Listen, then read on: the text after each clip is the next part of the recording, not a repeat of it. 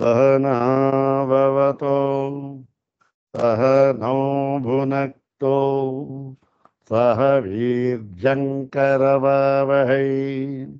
तेजस्विनावधीतमस्तु मा विद्विषावहै। ओम शांति शांति शांति। ओम नारायणं पद्मभुवं वसिष्ठं शक्तिं च तत्पुत्रपराशरं च व्यासं शुकं गौडपदं महान्तं गोविन्दयोगीन्द्रमथस्य शिष्यं श्रीशङ्कराचार्यमथस्य पद्मपादं च तं वार्तिककारमन्यान् अस्मद्गुरून् शङ्करं शङ्कराचार्यं केशवं बादरायणं सूत्रभाष्यकृतौ वन्दे भगवन्तौ पुनः पुनः सूत्रभाष्यप्रणेतारौ वेदान्ताब्जप्रभाकरौ वन्दे परस्परात्मानौ बादरायणशङ्करौ श्रुतिस्मृतिपुराणानाम् आलयं करुणालयं नमामि भगवत्पादं शङ्करं लोकशङ्करं नमामि भगवत्पादशङ्करं लोकशङ्करं वन्दे तं सच्चिदानन्दं यतिवर्यं महामतिं वेदवेदान्तसारज्ञं सद्गुरुं प्रणतोऽस्म्यहं सदाशिवसमारम्भां शङ्कराचार्यमध्यमाम् अस्मदाचार्यपर्यन्तां वन्दे गुरुपरम्पराम्। ॐ ब्रह्मादिभ्यो ब्रह्मविद्यासम्प्रदायकर्तृभ्यो वंशर्षिभ्यो नमो महद्भ्यो नमो गुरुभ्यः सर्वोपप्लवरहितः प्रज्ञानघनः प्रत्यगर्थो ब्रह्मैवाहमस्मि ब्रह्मैवाहमस्मि उधीहि भगवो ब्रह्म श्रीमच्छङ्कर भगवत्पूज्यपादमहासद्गुरुभ्यो नमः। श्री श्री सच्चिदानन्देन्द्र सरस्वती सद्गुरुभ्यो नमः। यो ब्रह्माणं विदधाति पूर्वं यो वै वेदांश्च प्रहिणोति तस्मै तन्मदेवमात्मबुद्धिप्रकाशं मुमुक्षुर्वै शरणं प्रपद्ये। ॐ शान्ति शान्ति शान्ति। अग्रे उपस्थितेभ्यः भवद्भ्यः सर्वेभ्यो जिज्ञासुभ्यः हार्दं स्वागतं व्याहरामि। श्री श्री सच्चिदानंदेन्द्र सरस्वती स्वामिपादानां कर्तृकत्वेन प्रसिद्धायां माण्डूक्य रहस्य विवृतिः नाम देवभाषायाः कृतौ इदानीं तुरीये अलातशान्ति प्रकरणे नवतितमी कारिका तदवशिष्ट विवृत्तिभागश्च सर्वमेतत् इदानीं विचार्यते। अग्रे तावत् श्री श्री स्वामिचरणानां प्रशस्तिश्लोकमेकं पठित्वा तान् शिरसा प्रणम्य नवतितमीं कारिकां द्विवारं पठित्वा तद्विवृत्तिभागञ्च यथानुग्रहं विचारयामः। ॐ रहितं कषायवात् स्वरूपनिष्ठं परिपूर्णबोधं वन्दे निशं सच्चिदानन्दरूपं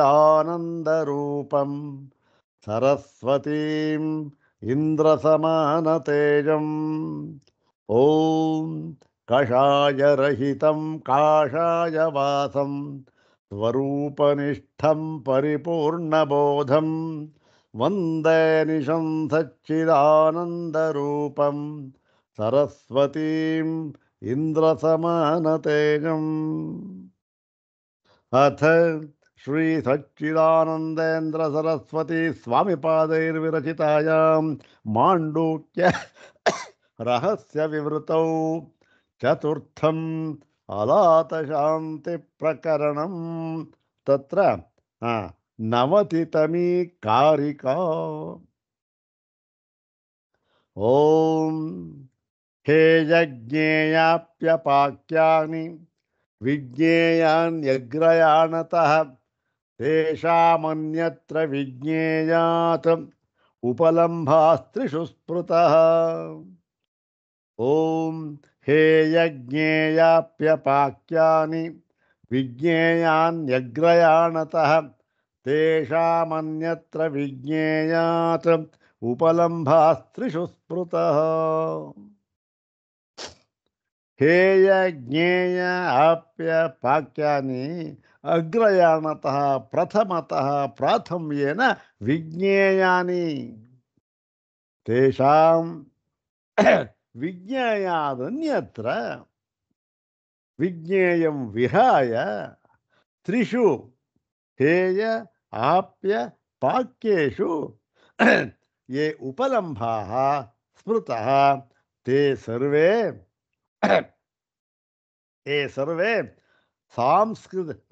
ಸಾಂವೃತಿಕ ತೇ ಸರ್ವೇ ಸಾಂವೃತಿಕೋ ಸಾಂವೃತಿಕಾಃ ಇತ್ಯುಕ್ತಂ. ಸಾಂವೃತಿಕಾಃ ಇತ್ಯುಕ್ತೆ ಅಜ್ಞಾನಪೂರ್ವಿಕಾಃ ಇತ್ಯರ್ಥ. ಈ ಒಂದು ಕಾರಿಕೆಯಲ್ಲಿ ಭಗವಾನ್ ಗೌಡಪಾದರು ಎಲ್ಲ ವೇದಾಂತಾರ್ಥಗಳನ್ನು ಕೂಡ ಹಿಡಿದಿಟ್ಟಿದ್ದಾರೆ. ಹೇಗೆ ಈ ಒಂದು ಜಾಗೃತ್ ಸ್ವಪ್ನ ಸುಷುಪ್ತಿ ಎಂಬ ಅವಸ್ಥಾತ್ರಯಗಳ ಮೂಲಕವಾಗಿ ತುರಿಯವನ್ನು ಕಂಡುಕೊಳ್ಳಬೇಕು ಅಂತ ಹೇಳಿ ಆಯಿತು. ಇದು ಸಾಧನ ಆಯಿತು, ಇದು ಉಪಾಯ ಆಯಿತು. ಈ ಉಪಾಯದ ಕಥೆ ಏನು ಅಂದರೆ ಉಪಾಯವೂ ಕೂಡ ಏನಾಗಿದೆ, ಇದೂ ಕೂಡ ಸಾಂವೃತಿಕವೇ ಆಗಿದೆ. ಇದೇ ಎಂಥ ಜ್ಞಾನ ಇದು? ಸಾಂವೃತಿಕ ಜ್ಞಾನ ಅಂದ್ರೇನು? ಸರಿಯಾದ ಜ್ಞಾನವಲ್ಲ, ಅಜ್ಞಾನ ಅಂತ ಅರ್ಥ ಆಯಿತು. ಮತ್ತು ಇದನ್ನು ಯಾತಕ್ಕೆ ಹೇಳಿದ್ದಾರೆ ಅಂತಂದರೆ ಇದನ್ನು ಅಧ್ಯಾರೋಪ ದೃಷ್ಟಿಯಿಂದ ಈ ಒಂದು ತುರಿಯ ತತ್ವವನ್ನು ಅರಿತುಕೊಳ್ಳುವುದಕ್ಕೆ ಉಪಾಯವಾಗಿ ಇದನ್ನು ಹೇಳಿದ್ದಾರೆ ಅಷ್ಟೇ ಹೊರತು ಇದರಲ್ಲಿ ಏನು ತಾತ್ಪರ್ಯವಿಲ್ಲ. ತಿಳಿದುಕೊಂಡ ಮೇಲೆ ಏನಾಗಿದೆ, ಓಹೋ ಇದು ಯಾವುದೂ ಕೂಡ ಅವಸ್ಥಾತ್ರಯಗಳು ಅಂತ ನಾವೇನು ವಿಚಾರ ಮಾಡಿದ್ವಿ, ಈ ಅವಸ್ಥಾತ್ರಯಗಳು ಅಂತ ಬ್ರಹ್ಮಕ್ಕಿಂತ ಭಿನ್ನವಾಗಿ ಯಾವ ಅವಸ್ಥೆಗಳೂ ಇಲ್ಲ, ಯಾವ ಕಾಲವೂ ಇಲ್ಲ, ಯಾವ ವೈಶ್ವಾನರ ತೈಜಸ ಪ್ರಾಜ್ಞಾ ಯಾರೂ ಇಲ್ಲ. ವೈಶ್ವಾನರ ತೈಜಸ ಪ್ರಾಜ್ಞಾ ಅಂತ ತೋರ್ತಾ ಇದ್ದಲ್ಲ, ಅವ್ರು ಯಾರು ಅಂದರೆ ಅವರು ಬ್ರಹ್ಮವೇ. ಆದರೆ ಏನಾಗಿತ್ತು ಅಂದರೆ ಅವಿದ್ಯೋಪಾಧಿಕವಾದ ಬ್ರಹ್ಮವೇ ಹಾಗೆ ಇಲ್ಲಿ ಈ ಒಂದು ವೈಶ್ವಾನರ ತೈಜಸ ಮತ್ತು ಪ್ರಾಜ್ಞಾ ಎಂಬುದಾಗಿ ತೋರಿಕೊಳ್ತಾ ಇದ್ರು ಅಷ್ಟೇ. ನಿಜವಾಗಿ ವೈಶ್ವಾನರನೂ ಇಲ್ಲ, ತೈಜಸನೂ ಇಲ್ಲ, ಪ್ರಾಜ್ಞನೂ ಇಲ್ಲ ಎಂದುಕೊಂಡು ಗೊತ್ತಾಗುತ್ತವ. ಇದು ಈ ಒಂದು ಕಾರಿಕೆಯ ಅರ್ಥ. ಈ ಒಂದು ಕಾರಿಕೆಯ ಸಂಪೂರ್ಣವಾದ ಒಂದು ವಿವರಣವನ್ನು ನಾವು ನೋಡಿದ್ದೇವೆ. ಈಗ ಇದರ ಕಟ್ಟಕಡೆಯ ಭಾಗ ಏನು, ಇದರ ವಿಚಾರ ಕ್ರಮ. ಸ್ವಾಮಿಗಳಿಗೆ ಏನು, ಓಹೋ ಈ ಒಂದು ಕಾರಿಕೆಯನ್ನು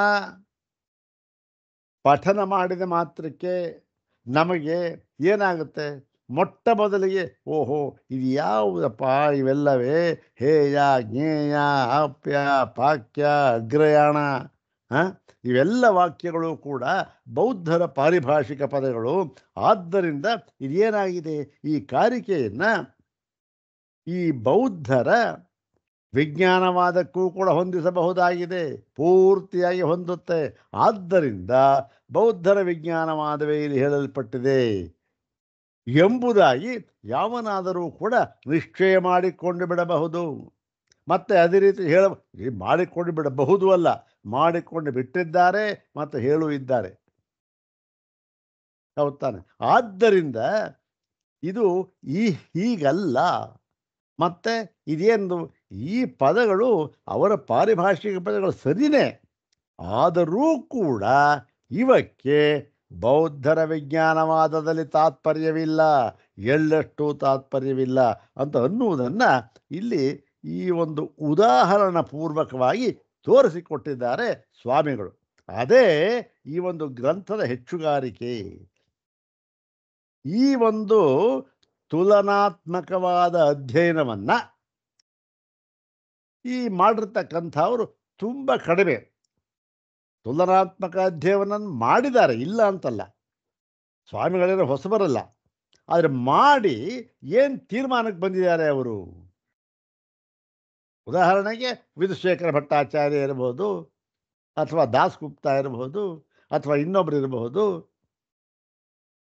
ಇವರೆಲ್ಲ ತುಲನಾತ್ಮಕವಾಗಿ ಅಧ್ಯಯನವನ್ನು ಮಾಡಿದ್ದಾರೆ, ಇಲ್ಲ ಅಂತಲ್ಲ. ಮಾಡಿಬಿಟ್ಟು ಏನು ತೀರ್ಮಾನಕ್ಕೆ ಬಂದಿದ್ದಾರೆ ಅಂದರೆ, ಓಹೋ ಇದು ಒಂದು ಬೌದ್ಧ ಗ್ರಂಥ. ಮಾಂಡೂಕ್ಯ ಅಂತಕ್ಕಂಥದ್ದು 10 ಉಪನಿಷತ್ತುಗಳ ಪಂಕ್ತಿಯಲ್ಲಿ ಸೇರತಕ್ಕದ್ದಲ್ಲ. ಮತ್ತು ಇದಕ್ಕೆ ಭಾಷ್ಯವನ್ನು ಬರೆದಿರತಕ್ಕಂಥ ಶಂಕರಾಚಾರ್ಯರು ಯಾವುದರಿಂದ ಪ್ರಭಾವಿತರಾಗಿದ್ದಾರೆ? ಬೌದ್ಧರ ವಿಜ್ಞಾನವಾದದಿಂದ ಪ್ರಭಾವಿತರಾಗಿದ್ದಾರೆ. ಮತ್ತೆ ಅವರು ತಮ್ಮ ಪರಮ ಗುರುಗಳಾದ ಭಗವಾನ್ ಗೌಡಪಾದರಿಂದ ಪ್ರಭಾವಿತರಾಗಿದ್ದಾರೆ. ಆ ಗೌಡಪಾದರು ಯಾರು? ಅವರು ಯಾರೂ ಅಲ್ಲ, ಬೌದ್ಧರೇ ಅವರು ಅಂತ ಎಲ್ಲ ತೀರ್ಮಾನಕ್ಕೆ ಬಂದುಬಿಟ್ಟಿದ್ದಾರೆ. ಅಧ್ಯಯನ ಮಾಡಿದ್ದಾರೆ, ಎರಡಕ್ಕೂ ಹೋಲಿಕೆ ಮಾಡಿ ಏನು ಮಾಡಿದ್ದಾರೆ? ಈ ಒಂದು ತೀರ್ಮಾನಕ್ಕೆ ಬಂದುಬಿಟ್ಟಿದ್ದಾರೆ. ಇದನ್ನು ನೋಡಿ, ಇದು ಸರಿಯಲ್ಲ ಅಂತಕ್ಕಂಥದ್ದನ್ನು ತೋರಿಸಿಕೊಟ್ಟು ಈ ಗ್ರಂಥದಲ್ಲಿ ಈ ವಿವೃತಿ, ಮಾಂಡೂಕ್ಯ ಮತ್ತು ಭಾಷ್ಯ ಮತ್ತು ಕಾರಿಕೆ, ಅದರ ಎಲ್ಲದಕ್ಕೂ ಕೂಡ ವಿವರಣಾತ್ಮಕವಾದ ಒಂದು ಗ್ರಂಥವನ್ನು ಬರೆದು ಅದರಲ್ಲಿ ತುಲನಾತ್ಮಕವಾದ ಅಧ್ಯಯನವನ್ನು ಮಾಡಿ ಮತ್ತು ತೀರ್ಮಾನ ಏನು ಮಾಡಿದ್ದಾರೆ? ಇದು ಯಾವ ಒಂದು ದೃಷ್ಟಿಯಲ್ಲಿ ನೋಡಿದರೂ ಕೂಡ ಬೌದ್ಧ ಗ್ರಂಥವಲ್ಲ. ಬೌದ್ಧ ಗ್ರಂಥಕ್ಕೂ ಇದಕ್ಕೂ ಏನು ವೈಷಮ್ಯ ಅಂತ ಹೇಳೋಕ್ಕಾಗೋದಿಲ್ಲ, ಸಂಬಂಧವೇ ಇಲ್ಲ. ಒಂದು ಉತ್ತರ, ಒಂದು ದಕ್ಷಿಣ, ಅಷ್ಟೇ ತಾನೆ. ಹಾಗೆ ಅದನ್ನು ತೋರಿಸಿಕೊಟ್ಟ ಮಹಾನುಭಾವರು ನಮ್ಮ ಶ್ರೀ ಶ್ರೀ ಸ್ವಾಮಿ ಚರಣರು. ಅದನ್ನು ನಾವು ನೋಡ್ತಾ ಇದ್ದೇವೆ. ಇಷ್ಟೂ ದಿನಗಳ ಕಾಲ ನಾವು ನೋಡಿದ್ದೇವೆ.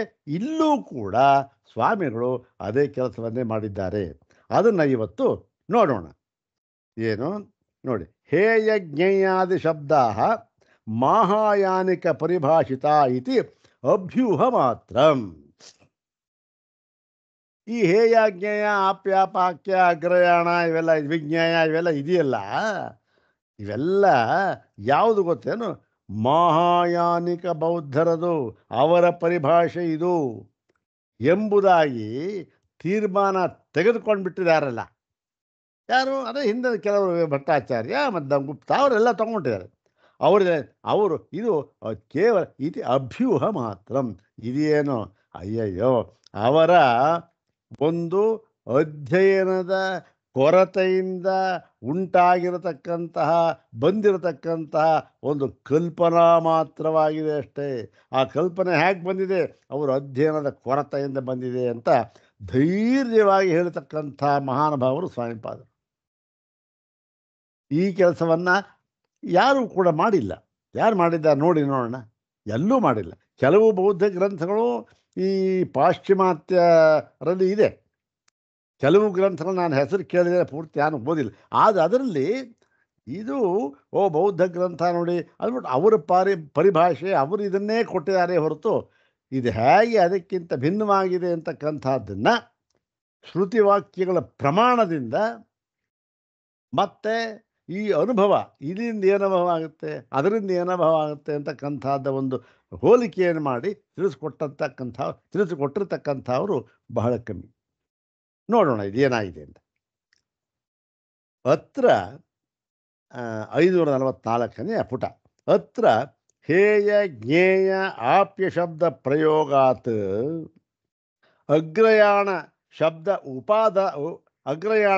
ಉಪಾದಾನಾಚ್ಚ ಮಾಹಾಯಾನಿಕ ಪ್ರಸಿದ್ಧ ಪರಿಕಲ್ಪಿತ ಪರತಂತ್ರ ಸ್ವಭಾವಾದಯ ತೈ ಶಬ್ದೈ ಗ್ರಾಹ್ಯ ಇತಿ ಕೇಶಾಂಚಿತ್ ಅಭ್ಯೂಹ ಅಭ್ಯೂಹ ಮಾತ್ರಮೇವ ತತ್ ಕೇವಲಂ ಅಭ್ಯೂಹ ಮಾತ್ರಮೇವ. ಸ್ಪಷ್ಟವಾಗಿ ಹೇಳಿದರು. ಏನು ಇಲ್ಲಿ ಇಲ್ಲಿ ಅಂದ್ರೇನು? ಈ ಪ್ರಕೃತ ಈ ಕಾರಿಕೆಯಲ್ಲಿ ಹೇಯ ಜ್ಞೇಯ ಆಪ್ಯ ಮತ್ತೆ ಈ ಪಾಕ್ಯವೆಲ್ಲ ಬಂದಿದೆಯಲ್ಲ, ಈ ಪ್ರಯೋಗ ಇದೆಯಲ್ಲ ಮಾಡಿದ್ದಾರಲ್ಲ, ಮತ್ತೆ ಅಗ್ರಯಾಣ ಅಂತಕ್ಕಂಥ ಶಬ್ದವನ್ನು ತೆಗೆದುಕೊಂಡಿದ್ದಾರೆ. ಅಗ್ರಯಾಣ ಅಂತಕ್ಕಂಥ ಶಬ್ದವನ್ನು ತಗೊಂಡಿದ್ದಾರೆ, ಉಪಾದ ತಗೊಂಡಿದ್ದಾರೆ. ತಗೊಂಡಿ ತಗೊಂಡಿರ್ತಕ್ಕಂಥ ಸಂದರ್ಭದಲ್ಲಿ ನಮಗೆ ಏನು ಗೊತ್ತಾಗುತ್ತೆ? ಅರೆ, ಇವೆಲ್ಲವೂ ಕೂಡ ಮಹಾಯಾನಿಕ ಬೌದ್ಧರಲ್ಲಿ ಪ್ರಸಿದ್ಧವಾಗಿರತಕ್ಕಂತಹ ಪದಗಳು ಅಂದ್ಬಿಟ್ಟು ಇವು ಏನನ್ನ ಸೂಚಿಸ್ತಾ ಇವೆ ಅಂದರೆ, ಇದು ಹಿಂದೆ ಇದು ಕಾರಿಕೆಯಲ್ಲಿ ಬಂದಿತ್ತು. ಇದೇ ಅನಾಥ ಶಾಂತಿ ತಗೊಂಡಿದ್ದಾರೆ ಅವರ ಒಂದು ವಾದವನ್ನು. ಪರಿಕಲ್ಪಿತ ಮತ್ತೆ ಪರತಂತ್ರ, ಪರಿಕಲ್ಪಿತ ಪರತಂತ್ರ ಮತ್ತೆ ಸ್ವಭಾವ ಎಂಬತಕ್ಕಂತಹ ಒಂದು ಈ ಶಬ್ದಗಳಿದೆಯಲ್ಲ, ಅದನ್ನ ಇದು ಹೇಳುತ್ತವೆ. ಯಾವುದು? ಈ ಮೂರು ಯಜ್ಞ ಆಪ್ಯಾಪಾಕಿ. ಅವರು ಯಾವುದು? ಅವರ ಸಿದ್ಧಾಂತ ಎಲ್ಲವೂ ಕೂಡ ಪರಿಕಲ್ಪಿತ, ಎಲ್ಲವೂ ಕೂಡ ಪರತಂತ್ರ ಮತ್ತೆ ಸ್ವಭಾವ ಅಂತಕ್ಕಂಥದ್ದನ್ನ ಅವರ ಒಂದು ಇದೆ. ಎಲ್ಲವೂ ಕೂಡ ವಿಜ್ಞಾನ ಅಷ್ಟೇ ಅಂತ ಹೇಳಿದಾಗೆ ಪರಿಕಲ್ಪಿತ ಎಲ್ಲ ಇನ್ನು ಅದರಲ್ಲಿ ಕಲ್ಪಿತವಾಗಿರ್ತಕ್ಕಂಥದ್ದು, ಮತ್ತೆ ಪರತಂತ್ರವಾದದ್ದು ಸ್ವತಂತ್ರವಲ್ಲ ಅವೆಲ್ಲ ಅಂತ ಹೇಳಿ ಅವರ ವಾದ ಇದೆಯಲ್ಲ, ಅದಕ್ಕೆ ಹೊಂದುತ್ತಾ ಇದೆಯಲ್ಲ ಇದು ಎಂಬುದಾಗಿ ಯಾರಾದರೂ ಕೂಡ ಯೋಚನೆಯನ್ನಾಗಲಿ ಕಲ್ಪನೆಯನ್ನಾಗಲಿ ಮಾಡಿಕೊಂಡರೆ, ಯಾವುದು ಈ ಪದಗಳನ್ನು ನೋಡಿ ಮಾಡಿಕೊಂಡರೆ ಅದು ಕೇವಲ ಅವರ ಕಲ್ಪನಾ ಮಾತ್ರವಾಗಿದೆ ಅಷ್ಟೆ. ಏನು? ವಸ್ತುತಃ ಹಾಗಲ್ಲ ಅಂತ ಅರ್ಥ. ಮತ್ತು ತೇಷಾಂ ಯಹ ವೇದಾಂತ ಪ್ರಕರಣೆ ಅಪ್ರಕೃತತ್ವಾತ್ ಅನುಪಯೋಗಾಚ. ಇಲ್ಲಿ ಏನು ಮಾಡಿದ್ದಾರೆ? ಹೌದು, ಅವರ ಪದಗಳು ಹೌದು. ಆದರೆ ಇಲ್ಲಿ ಈ ವೇದಾಂತ ಪ್ರಕರಣದಲ್ಲಿ ಆ ಒಂದು ಶಬ್ದಗಳಿಗೆ ಆ ಅರ್ಥವನ್ನು ಮಾಡುವುದು ಏನಾಗಿದೆ? ಅಪ್ರಕೃತ ಮತ್ತೆ ಅನುಪಯೋಗ. ಹೌದು ತಾನೆ? ಹೇಗೆ ಒಂದು ಸಮಾರಾಧನೆ ನಡೀತಾ ಇದೆ, ಊಟದ ಸಮಾರಾಧನೆ, ಭೋಜನ ವ್ಯವಸ್ಥೆ ಆಗಿದೆ, ಎಲ್ಲ ಕೂತಿದ್ದಾರೆ, ಸೈಂಧವ ಅಂತ ಹೇಳೋದು ಮಾತ್ರಕ್ಕೆ ಅಲ್ಲಿ ಸೈಂಧವ ಅಂತ ಹೇಳ್ತಕ್ಕಂಥದ್ದು ಅದು ಯಾವುದೋ ಕುದುರೆ ಪರಿಭಾಷೆ ಕಂಡ್ರಿ ಅದು ಅಂದ್ಬಿಟ್ಟು ಅದ್ರ ಕಲ್ಪನೆ ಮಾಡಿಕೊಂಡ್ರೆ ಅದು ಅಪ್ರಕೃತ. ಅಲ್ಲಿ ಊಟದ ಸಂದರ್ಭದಲ್ಲಿ ಸೈಂಧವ ಕುದುರೆ ಯಾಕೆ ಬರುತ್ತೆ? ಅಪ್ರಕೃತ. ಹೌದು ತಾನೆ? ಮತ್ತು ಅನುಪಯೋಗ, ಆ ಅರ್ಥವನ್ನು ಮಾಡಿದ್ರೆ ಯಾವ ಉಪಯೋಗವೂ ಇಲ್ಲ. ಉಪ್ಪು ಕಮ್ಮಿ ಆಗಿದೆ, ಉಪ್ಪೇನು ಬರೋದಿಲ್ಲ ಕುದುರೆ ಬಂದರೆ. ಮತ್ತೇನು? ಆ ಅರ್ಥವನ್ನೇ ಮಾಡಬೇಕು. ಆ ಅರ್ಥನ ಯಾವುದು? ಆ ಪ್ರಕರಣಕ್ಕೆ ಹೊಂದುವಂತಹ ಅರ್ಥ, ಮತ್ತೆ ಆ ಒಂದು ಪ್ರಕೃತ ಏನಾಗಿದೆ ಆ ಸಂದರ್ಭಕ್ಕೆ ಹೊಂದುವಂಥ ಅರ್ಥವನ್ನೇ ಮಾಡಬೇಕು. ಅವರ ಸಿದ್ಧಾಂತ ಏನಿದೆ ಅದಕ್ಕೆ ಹೊಂದುವಂಥ ಅರ್ಥವನ್ನು ಮಾಡಬೇಕು. ಇಲ್ಲೇನಾಗಿ ಉಪಯೋಗ ಆಗೋದಿಲ್ಲ. ನಹಿ ಹೇಯ ಜ್ಞೇಯ ಆಪ್ಯ ಶಬ್ದ, ಹೇಯ ಜ್ಞೇಯ ಆಪ್ಯ ಶಬ್ದ ಆದಾನ ಮಾತ್ರೇಣ. ಅಂದರೆ ಈ ಹೇಯ ಜ್ಞೇಯ ಆಪ್ಯ ಎಂಬ ಶಬ್ದವನ್ನು ಆದಾನ ಅಂದರೆ ಅವ್ರು ತಗೊಂಡಿದ್ದಾರೆ, ಅಲ್ಲಿ ಬಂದಿದೆ ಅದು. ಅಷ್ಟು ಮಾತ್ರಕ್ಕೆ ಸರ್ವತ್ರಾಪಿ ಹೇಯಾದೀನಿ ತಾನ್ಯೇವ ಭವಿತುಮರ್ಹಂತಿ ಇದು ಶಕ್ಯಂ ನಿಯಂತು. ಹಾಗಂದ್ಬಿಟ್ಟು ಎಲ್ಲ ಕಡೆಯಲ್ಲಿಯೂ ಕೂಡ ತಾನ್ಯೇವ ಅಂದ್ರೇನು? ಅವುಗಳೇನು? ಆ ಬೌದ್ಧರು ಯಾವ ಅರ್ಥದಲ್ಲಿ ತೆಗೆದುಕೊಂಡಿದ್ದಾರೋ ಅದೇ ಅರ್ಥದಲ್ಲಿ ಎಲ್ಲ ಕಡೆಯಲ್ಲಿಯೂ ಕೂಡ ಅದು ಪ್ರಯೋಗವಾಗುತ್ತೆ ಅಂತಕ್ಕಂಥದ್ದು ಭ್ರಮೆ ಅಷ್ಟೇ. ಹೌದು ತಾನೆ? ಅವರು ಅವರ ಸಂದರ್ಭಕ್ಕೆ ಹೊಂದುವಂತೆ, ಅವರ ಒಂದು ಪ್ರಕರಣಕ್ಕೆ ಹೊಂದುವಂತೆ, ಅವರ ಸಿದ್ಧಾಂತಕ್ಕೆ ಹೊಂದುವಂತೆ ಆ ಪದಗಳಿಗೆ ಅರ್ಥ ಮಾಡಿದ್ದಾರೆ. ಅಂದು ಮಾತ್ರಕ್ಕೆ ನೀವು ಯಾವುದೋ ಬೇರೆ ಪ್ರಕರಣದಲ್ಲಿ ಎಲ್ಲೋ ಬೇರೆ ಸಂದರ್ಭದಲ್ಲಿ ಅದಕ್ಕೂ ಅದನ್ನೇ ಅರ್ಥವನ್ನೇ ಮಾಡಿಬಿಟ್ರೆ ಹೇಗಾಗುತ್ತೆ? ಏನು ಹೇಯ ಜ್ಞೇಯ ಆಪ್ಯ ಪಾಕ್ಯ ಅಂತಕ್ಕಂಥದ್ದು ಯಾರು ಬೇರೆ ಉಪಯೋಗಿಸ್ಬಲ್ಲೇ ಬಾರದ ಶಬ್ದನ ಅವರು ಉಪಯೋಗಿಸಿದೆ ಅಂದ ಮಾತ್ರಕ್ಕೆ ಆಯಿತು, ಉಪಯೋಗಿಸ್ಕೊಳ್ಳಿ ಬಿಡಿ, ನಮ್ಮದಕ್ಕೆ ಹೊಂದೋದಿಲ್ಲ, ಅದು ನಮ್ಮ ಪ್ರಕರಣಕ್ಕೆ ಹೊಂದೋದಿಲ್ಲ. ಆದ್ದರಿಂದ ಅದೇ ಅರ್ಥವನ್ನು ಮಾಡಬೇಕು, ಅವ್ರು ಮಾಡಿರ್ತಕ್ಕಂಥ ಅರ್ಥವನ್ನೇ ಮಾಡಬೇಕು. ಯಾವುದು? ಪರಿಕಲ್ಪಿತ, ಪರತಂತ್ರ, ಸ್ವಭಾವ ಯಾವುದು ಇದೆಯಲ್ಲ ಅವರದ್ದೆಲ್ಲ ಸಿದ್ಧಾಂತಗಳು, ಅದಕ್ಕೆ ಪೂರಕವಾಗಿ ಅರ್ಥವನ್ನು ಮಾಡಬೇಕು ಅಂತ ಅನ್ನೋದು ಏನು? ಕೇವಲ ಅದೇನು ಆ ಒಂದು ಕಲ್ಪನಾ ಮಾತ್ರ ಅಷ್ಟೇ. ಏನೇನೋ ಕಲ್ಪನೆ ಮಾಡ್ಕೊ. ಮತ್ತು ಹಾಗಂತ ನಿಯಮವೂ ಇಲ್ಲ. ಒಬ್ಬರು ಉಪಯೋಗಿಸಿದ್ದಾರೆ ಒಂದು ಸಂದರ್ಭದಲ್ಲಿ, ಅದೇ ಅರ್ಥವನ್ನು ಇನ್ನೊಂದು ಕಡೆಯೂ ಕೂಡ ಯಾವುದೋ ಬೇರೆ ಪ್ರಕರಣದಲ್ಲಿ ಅದೇ ಅರ್ಥವನ್ನು ಮಾಡ್ಕೋಬೇಕು ಅಂತಕ್ಕಂಥ ಯಾವ ನಿಯಮವೂ ಇಲ್ಲ. ಇವರಿಗೆ ಬೇಕಾದ ಅರ್ಥವನ್ನು ಅವ್ರು ಮಾಡ್ಕೊಳ್ತಾರೆ, ಅವ್ರು ಬೇಕಾದ ಅರ್ಥ ಅವ್ರು ಮಾಡ್ಕೊಳ್ತಾರೆ. ಅವ್ರ ಪ್ರಕರಣಕ್ಕೆ ಹೊಂದುವಂತೆ ಅವ್ರು ಮಾಡ್ತಾರೆ, ಇವ್ರ ಪ್ರಕರಣಕ್ಕೆ ಹೊಂದಿ ಇವ್ರು ಮಾಡ್ತಾರೆ ಅಷ್ಟೆ. ನಹಿ ಏನ ಕೇನಚನ ಪ್ರಾಕೃತಜನೇನಾಪಿ ಕಾಪಥೋ ಹೇಯ ಸುಪಥೋ ಜ್ಞೇಯ ಅನುಸರ್ತವ್ಯಶ್ಚ ಗ್ರಾಮಶ್ಚ ಪ್ರಾಪ್ಯ ಇತಿ ವ್ಯವಹರ್ತು ನ ಶಕ್ಯತೆ. ಇನ್ನೊಂದು ಹೇಳಿದ್ರು ಸ್ವಾಮಿಗಳು, ಇದು ಹೇಳ್ತಾರೆ, ಅಲ್ಲದೆ ಹೇಯ ಜ್ಞೇಯ ಪ್ರಾಪ್ಯ ಆಪ್ಯ ಅದು ಪ್ರಾಪ್ಯ ಅದು ಅಂತ ಶಬ್ದ ಪ್ರಯೋಗ ಮಾಡಿದ್ದಾರೆ. ಏನು ಇದು ಏನ ಬೌದ್ಧರ ವಿಜ್ಞಾನವಾದಕ್ಕಾಗಲಿ ಇನ್ನೊಂದಕ್ಕಾಗಲಿ ಅದೇನು ಗುತ್ತಿಗೆ ತೊಗೊಂಡಿದ್ದಾರೆ ಅದನ್ನ, ಆ ಶಬ್ದ ಅವರೇ ಪ್ರಯೋಗ ಮಾಡಬೇಕಾ, ಅದೇ ಅರ್ಥದಲ್ಲೇ ಮಾಡಬೇಕಾ? ಏನೂ ಇಲ್ಲ. ಹೇಯ ಆಪ್ಯ ಪಾಕ್ಯ ಇಂಥವೆಲ್ಲ ಏನು, ಯಾವನೋ ಒಬ್ಬ ಸಾಮಾನ್ಯವಾದ ಮನುಷ್ಯನೂ ಕೂಡ ಅವನಿಗೆ ಬೇಕಾದ ಅರ್ಥದಲ್ಲಿ ಪ್ರಯೋಗ ಮಾಡ್ತಾ ಇರತಕ್ಕಂಥದ್ದು ಕಂಡು ಬಂದಿದೆ. ಹೇಯ ಜ್ಞೇಯ, ಹೇಯ ಆಪ್ಯ ಜ್ಞೇಯ ಬಿಡಿ, ಜ್ಞೇಯ ಅಂತಕ್ಕಂಥದ್ದು ಕಾಮನ್. ಆಪ್ಯ ಅವರು ಬೇಕಾದಷ್ಟೆಲ್ಲ ಪ್ರಯೋಗ ಮಾಡ್ತಾರೆ, ಇವರೇ ಮಾಡಬೇಕು. ಅವರವ್ರಿಗೆ ಬೇಕಾದ ಅರ್ಥ ಅವರವರಿಗೆ ಸಂದರ್ಭಕ್ಕೆ ಹೊಂದುವಂತೆ ಅರ್ಥ ಮಾಡ್ಕೊಳ್ಬೇಕು ನಾವು ಅಂದ್ಬಿಟ್ಟು. ನೋಡಿ, ಇವಾಗ ಯಾವನೋ ಒಬ್ಬ ಹಳ್ಳಿಯವನು ಸಾಮಾನ್ಯ ಜನ, ಅವನು ಏನು ಮಾಡ್ತಾನೆ, ಹೇಯ ಅನ್ನೋ ಪದ ಉಪಯೋಗ ಮಾಡ್ತಾನೆ. ಹೇಗೆ ಉಪಯೋಗ ಮಾಡ್ತಾನೆ? ಕಾಪಥೋ ಹೇಯ, ಒಂದು ಗ್ರಾಮಕ್ಕೆ ಹೋಗಬೇಕಾಗಿದೆ, ಒಂದು ಹಳ್ಳಿಗೋ ಊರಿಗೋ ಹೋಗಬೇಕಾಗಿದೆ.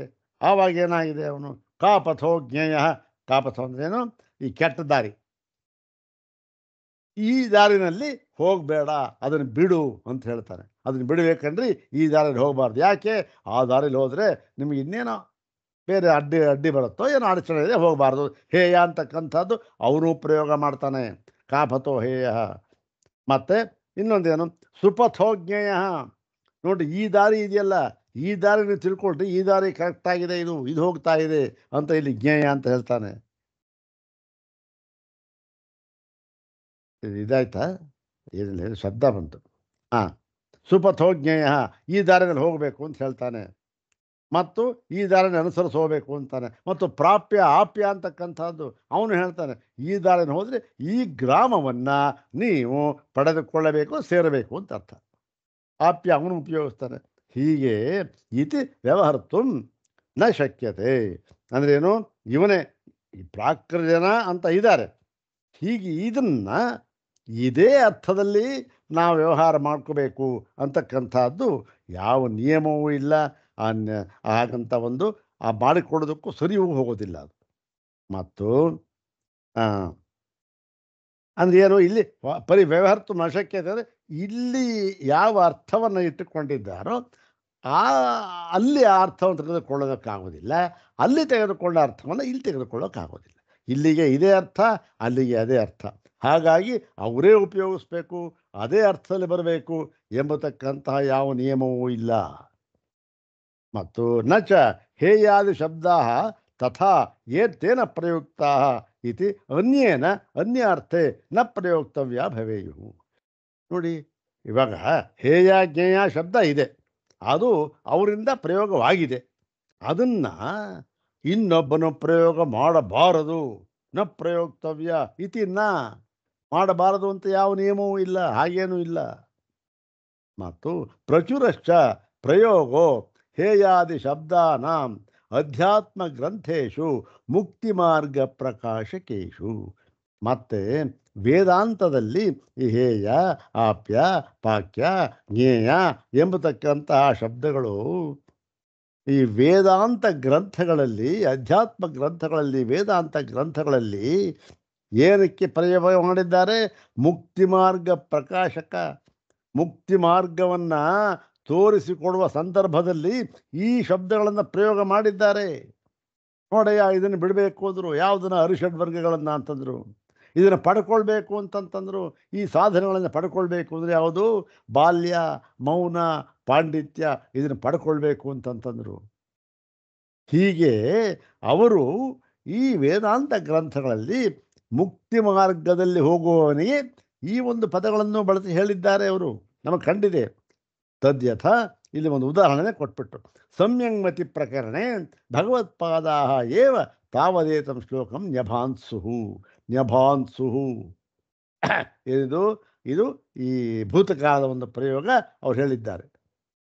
ಏನು ಈ ಒಂದು ಸಂಯಂಗಮತಿ ಪ್ರಕರಣದಲ್ಲಿ ಈ ಭಗವತ್ಪಾದರು ಈ ಅಲ್ಲಿ ಉಪದೇಶ ಶಾಸ್ತ್ರಿಯಲ್ಲಿ ಈ ಮಾತು ಹೇಳಿದ್ದಾರೆ. ಏನು ಹೇಳಿದರು ಅಂತಂದರೆ ಬಂಧಂ ಮೋಕ್ಷಂಚ ಸರ್ವಂ ಯತಃ ಇದಮುಭಯಂ ಹೇಯಂ ಏಕಂ ದ್ವಯಂಚ. ಬಂಧ ಮೋಕ್ಷ ಅಂತ ಯಾವುದೂ ಕೂಡ ಇದೆಲ್ಲವೂ ಕೂಡ ಯತಃ ಯಾವುದರಿಂದ ಬಂದಿವೆಯೋ ಈ ಎರಡು ಬಂಧ ಮೋಕ್ಷ ಹೇಳ್ತಕ್ಕಂಥದ್ದು ಬರೀ ಬಂಧ ಮೋಕ್ಷ ಅಲ್ಲ, ದ್ವಂದ್ವಗಳು ಅಂತ ಅರ್ಥ. ಈ ಎಲ್ಲ ಬಂಧ ಮೋಕ್ಷ ಸುಖ ದುಃಖ ಲಾಭ ನಟ ಜನ್ಮ ಮಾಡ ಎಲ್ಲ ದ್ವಂದ್ವಗಳು. ಈ ದ್ವಂದ್ವಗಳು ಎಲ್ಲ ಯಾವುದರಿಂದ ತೋರ್ತಾ ಇದೆಯೋ ಅಥವಾ ಯಾವುದರಿಂದ ಬಂದಿವೆಯೋ, ಯಾವುದರಲ್ಲಿ ಇದು ಅಧ್ಯಸ್ಥವಾಗಿ ತೋರ್ತಾ ಇದೆಯೋ ಅದು ಉಭಯಂ ಹೇಯಂ. ಆ ದ್ವಂದ್ವಗಳನ್ನೆಲ್ಲ ಬಿಟ್ಬಿಡ್ಬೇಕಂತ. ಮತ್ತೇನು ಮಾಡಬೇಕು? ಏಕಂ ದ್ವಯವನ್ನು ಬಿಡಬೇಕು, ಏಕಂ ಒಂದನ್ನೇ ಇಟ್ಕೊಳ್ಬೇಕು. ಮತ್ತು ಜ್ಞೇಯಂ ಜ್ಞೇಯಾಭ್ಯತೀತಂ ಪರಮಮಧಿಗತಂ ತತ್ವಮೇಕಂ ವಿಶುದ್ಧಂ. ತಿಳ್ಕೊಳ್ಬೇಕಾದ ಯಾವುದು? ಇದನ್ನು ಬಿಡಬೇಕಿದು ದ್ವಂದ್ವಗಳನ್ನ, ದ್ವಂದ್ವ ಭಾವನೆಯನ್ನು ಬಿಡಬೇಕು. ತಿಳ್ಕೊಳ್ಬೇಕು ಜ್ಞೇಯ ಯಾವುದು? ಜ್ಞೇಯಾಭ್ಯತೀತಂ. ಜ್ಞೇಯ ಅಭ್ಯತೀತಂ ಅಂದ್ರೇನು? ಜ್ಞೇಯಕ್ಕಿಂತ ಅಂದರೆ ಜ್ಞೇಯ ಅಂತಂದರೆ ಇಲ್ಲಿ ತ್ರಿಪುಟಿಯ ಜ್ಞೇಯ, ಜ್ಞಾತೃ ಜ್ಞಾನ ಜ್ಞೇಯ ಅಂತ ಇದೆಯಲ್ಲ, ಇದಕ್ಕಿಂತ ಭಿನ್ನವಾಗಿರತಕ್ಕಂತಹ ಅತ್ಯಂತ ಹೆಚ್ಚಿನದಾಗಿರತಕ್ಕಂತಹ ತತ್ವ ಇದೆಯಲ್ಲ, ಅದು ಯಾವುದು? ಏಕಂ ತತ್ವಂ, ಒಂದು ಏಕಮೇವಾದ್ವಿತೀಯವಾದ ತತ್ವ. ಅದು ಹೇಗಿದೆ? ವಿಶುದ್ಧವಾದ ತತ್ವ. ಅದನ್ನು ಅಧಿಗತಂ, ಅದನ್ನು ತಿಳ್ಕೊಳ್ಬೇಕು. ಜ್ಞೇಯ ಅದು. ಇದನ್ನು ಬಿಡಬೇಕು, ದ್ವಂದ್ವವನ್ನು ಅದನ್ನು ಹಿಡ್ಕೊಳ್ಬೇಕು, ತಗೊಳ್ಬೇಕು. ಯಾಕೆ ಹೇಳ್ತಾ ಇದ್ದಾರೆ ನೋಡಿ? ಹೇಯ ಜ್ಞೇಯ ಅಂತಕ್ಕಂಥದ್ದನ್ನು ಈ ಪ್ರಕರಣದಲ್ಲಿ, ವೇದಾಂತ ಪ್ರಕರಣದಲ್ಲಿ ಹೀಗೆ ಪ್ರಯೋಗವನ್ನು ಮಾಡಿದ್ದಾರೆ ಅಷ್ಟೇ ಹೊರತು ಇದನ್ನು ಹಾಗೆ ಪ್ರಯೋಗ ಮಾಡಿದ ಮಾತ್ರಕ್ಕೆ ಯಾವುದೋ ಬೌದ್ಧ ಗ್ರಂಥ ಇಟ್ಕೊಂಡ್ಬಿಟ್ಟು ನೋಡ್ರಿ ಅಲ್ಲೂ ಪ್ರಯೋಗ ಮಾಡಿದ್ದಾರೆ, ಆದ್ದರಿಂದ ಇವರು ಬೌದ್ಧರು ತೀರ್ಮಾನ ಮಾಡಿಬಿಟ್ರೆ ಏನಂತ ಹೇಳೋಣ ನಾವು ಅಂತ ಹೇಳ್ತಾರೆ ವಿಶುದ್ಧನ್. ಆಮೇಲೆ ವಿಜ್ಞಾಯೈತತ್ ಯಥಾವತ್ ಶ್ರುತಿ ಮುನಿ ಗದಿತಂ ಶೋಕಮೋಹಾವತೀತ. ಇನ್ನು ಜ್ಞೇಯ ಅಂತ ವಿಜ್ಞಾಯ ಅಂದರೆ ಇದನ್ನು ತಿಳಿದುಕೊಂಡು, ಏತತ್ತು ವಿಜ್ಞಾನ, ಇದನ್ನು ತಿಳಿದುಕೊಂಡು ಹೇಗೆ ತಿಳ್ಕೊಳ್ಬೇಕು? ಯಥಾವತ್ತಾಗಿ ಅಂತಂದ್ರೇನು? ಶ್ರುತಿ ಮುನಿ ಗದಿತಂ, ಶ್ರುತಿಯಿಂದ ಹೇಳಿರುವುದನ್ನು, ಮತ್ತು ಮುನಿ ಅಂದರೆ ಆಚಾರ್ಯನ ಹೇಳಿರ್ತಕ್ಕ ಶ್ರುತಿ ಆಚಾರ್ಯ ಇವರಿಂದ ಹೇಗೆ ಹೇಳಲ್ಪಟ್ಟಿದೆಯೋ ಅದೇ ಪ್ರಕಾರವಾಗಿ ತಿಳಿದುಕೊಂಡ್ರೆ ಏನಾಗುತ್ತೆ? ಶೋಕಮೋಹ ಅತೀತ. ಇವನು ಶೋಕಮೋಹಗಳನ್ನು ದಾಟಿ ಹೋಗಿಬಿಡುತ್ತಾನೆ ಇವನು.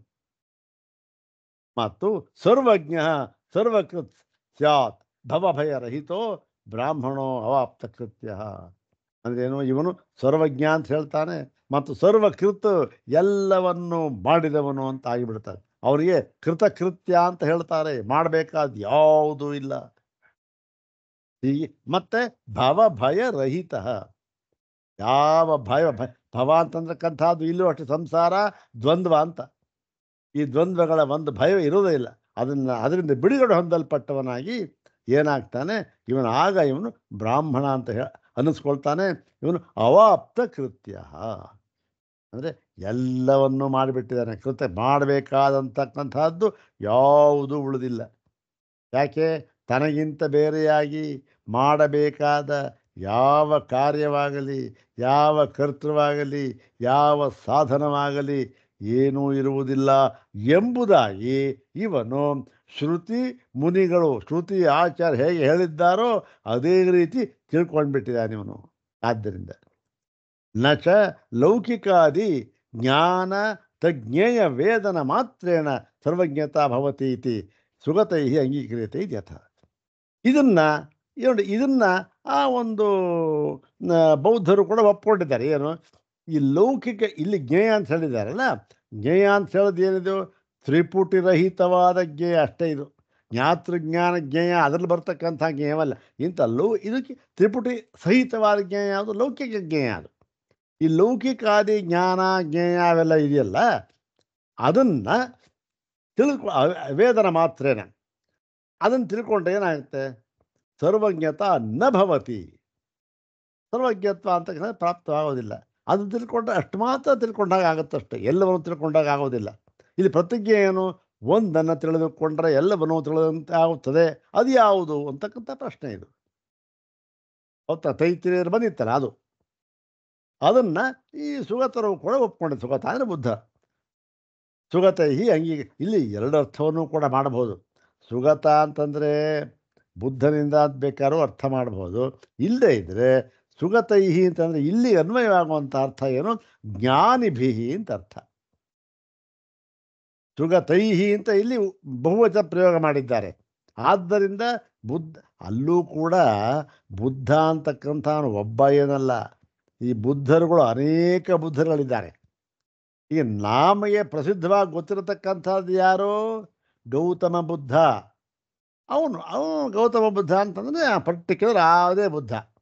ಬರೀ ಬುದ್ಧ ಅಂದ್ಬಿಟ್ರೆ ಆ ಬುದ್ಧರು ಬೇಕಾದ ಈ ಗೌತಮ ಬುದ್ಧನಿಗಿಂತ ಹಿಂದೆ ಬೇಕಾದಷ್ಟು ಜನ ಬುದ್ಧರು ಬಂದು ಹೋಗಿದ್ದಾರೆ. ಇಲ್ಲಿ ಆ ಅರ್ಥ ಇಲ್ಲಿ ಅಷ್ಟೊಂದು ಪ್ರಕೃತ ಅಲ್ಲ.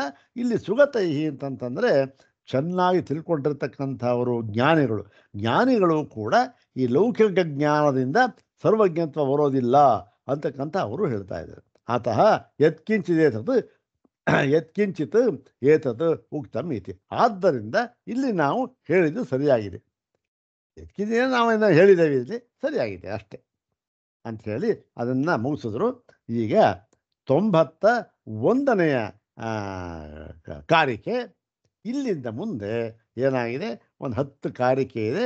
ಅಲ್ಲಿಗೆ ಈ ಶಾಸ್ತ್ರ ಮುಗಿಯುತ್ತೆ. ಇದು ಉಪಸಂಹಾರ ರೂಪ. ಇದು ಉಪಸಂಹಾರ ರೂಪವಾಗಿರತಕ್ಕಂಥ ಏನು ಎಲ್ಲವನ್ನೂ ಕೂಡ ಕ್ರೋಢೀಕರಿಸಿ ಇಲ್ಲಿ ಹೇಳಿದ್ದಾರೆ. ಮತ್ತೆ ಸ್ವಾಮಿಪಾದರವರು ತಮ್ಮ ಒಂದು ಅನುಭವವನ್ನೂ ಕೂಡ ಈ ಮುಂದೆ ಅಲ್ಲಿ ಹೇಳ್ಕೊಂಡಿದ್ದಾರೆ. ಅದನ್ನು ಕೂಡ ನೋಡೋಣ. ಆ ಭಾಗ ಈಗ ಇದೇನು?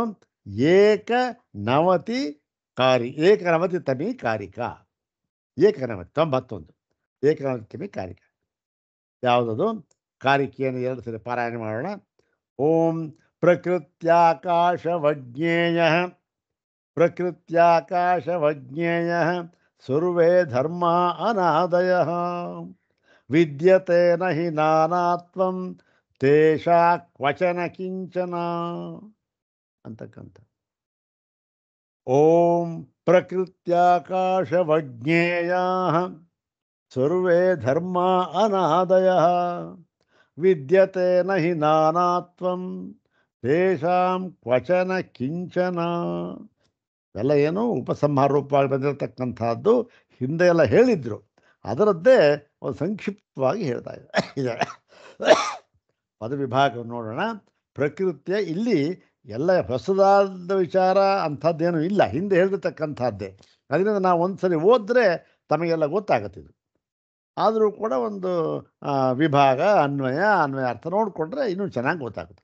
ಪ್ರಕೃತಿಯ ಆಕಾಶವತ್ ಜ್ಞೇಯಾ ಸರ್ವೇ ಧರ್ಮಾ ಅನಾದಯ ವಿದ್ಯತೆ ನ ಹಿ ನಾನಾತ್ವಂ ತೇಷಾಂ ಕ್ವಚನ ಕಿಂಚನ.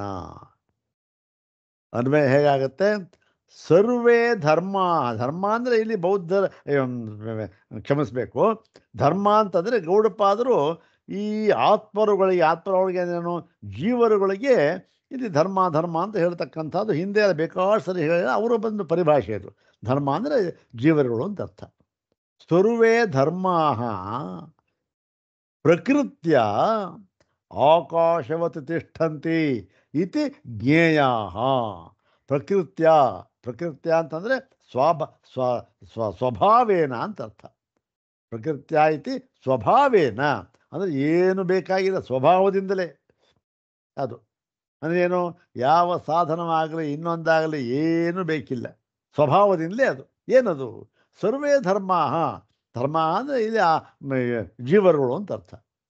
ಎಲ್ಲ ಜೀವರುಗಳು ಕೂಡ ಪ್ರಕೃತಿಯ ಅದೇನು ಸ್ವಭಾವದಿಂದಲೇ ಏನಾಗಿದ್ದಾರೆ ಗೊತ್ತೇನು? ಈ ಜೀವ ಅಂದರೆ ಪರಿಚ್ಛಿನ್ನ ಅಲ್ಲ, ಪರಿಚ್ಛಿನ್ನ ಅಲ್ಲ ಅವರು. ಏನಾಗಿದೆ? ಆಕಾಶವತ್ತು, ಆಕಾಶದಂತೆ ಪರಿಪೂರ್ಣ. ಇಲ್ಲಿ ಬರೀ ಹೋಲಿಕೆ ಕೊಟ್ಟಿದ್ದಾರಷ್ಟೇ. ಆಕಾಶ ಅಂದರೆ ಆಕಾಶ ಅಲ್ಲ, ಆಕಾಶದಂತೆ ಏನಾಗಿದ್ದಾರೆ? ಇದು ಪರಿಪೂರ್ಣರಾಗಿದ್ದಾರೆ. ಇತಿ ಜ್ಞೇಯ ಎಂಬುದಾಗಿ ತಿಳಿಯಲ್ಪಡಬೇಕು. ಯಾರು? ಜೀವರುಗಳು.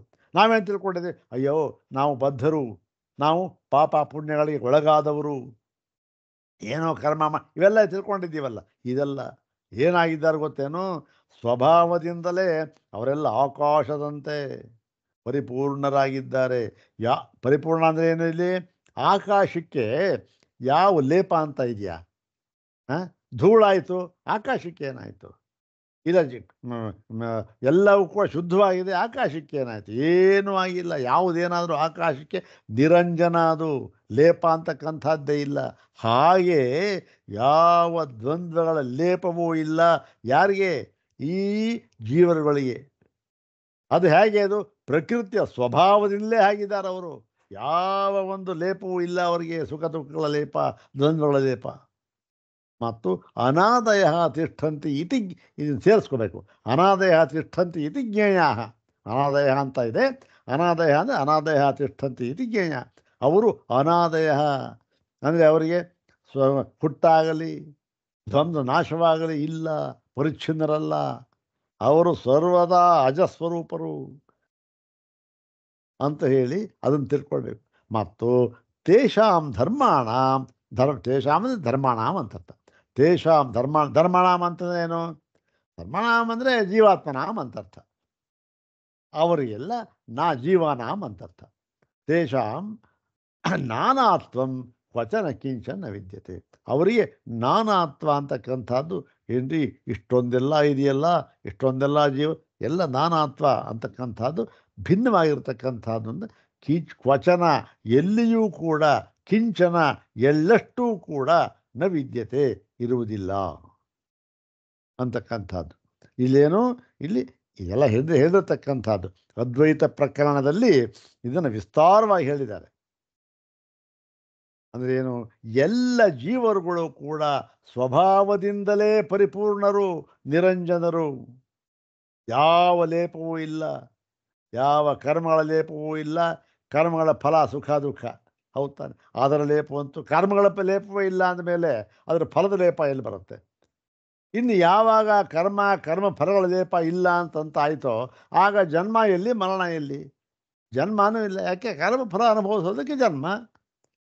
ಕರ್ಮವೂ ಇಲ್ಲ, ಫಲವೂ ಇಲ್ಲ, ಜನ್ಮವಂತೂ ಇಲ್ಲವೇ ಇಲ್ಲ. ಅದಕ್ಕಾಗಿ ಯಾವ ಜನ್ಮವಿಲ್ಲ ಅಂದಮೇಲೆ ಮರಣವೂ ಇಲ್ಲ. ಒಂದಕ್ಕೊಂದಕ್ಕೆ ಸರಪಳಿ ಇದು. ಯಾವಾಗ ಜನ್ಮ ಮರಣ ಏನೂ ಇಲ್ಲ ಅಂತಾಯಿತು, ಆವಾಗ ಅನಾದಿ ಅಂತಾಯಿತು.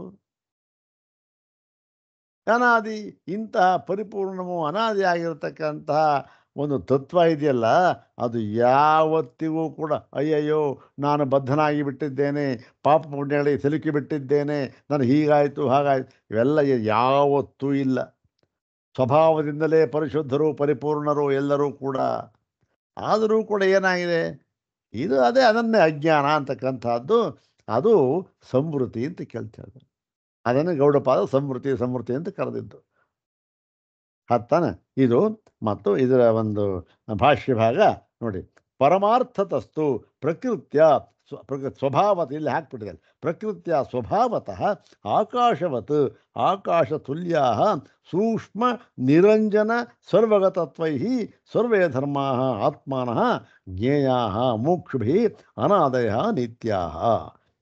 ಪರಮಾರ್ಥವಾಗಿ ಏನಾಗಿದೆ ಅಂದರೆ ಪ್ರಕೃತಿಯಿಂದಲೇ, ಸ್ವಭಾವದಿಂದಲೇ ಏನೂ ಇಲ್ಲ, ಇರತಕ್ಕಂಥದ್ದೇ ಹಾಗೆ ಎಲ್ಲ ಜೀವರುಗಳು ಕೂಡ. ಆಕಾಶವತ್ ಅಂದರೆ ಆಕಾಶಕ್ಕೆ